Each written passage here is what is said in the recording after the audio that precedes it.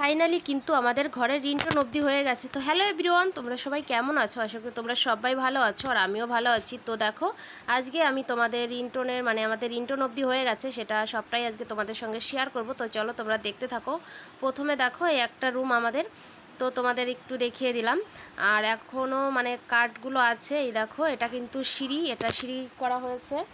আর পাশেই কিন্তু কিচেন আছে, তো সেটাও তোমাদের সঙ্গে আগে শেয়ার করেছি। তো দেখো, উপরে কিন্তু আমাদের সবটাই হয়ে গেছে। রিংটোন ঢালাই অবধি পুরো হয়ে গেছে, এখনও কিন্তু কাঠগুলো খোলেনি, তাই ভাবলাম তোমাদের সঙ্গে একটু শেয়ার করি।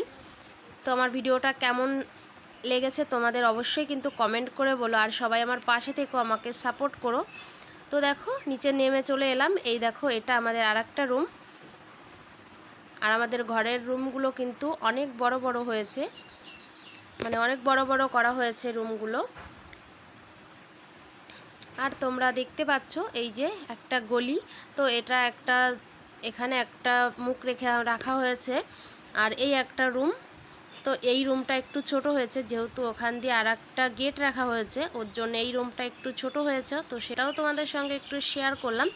আর দেখো,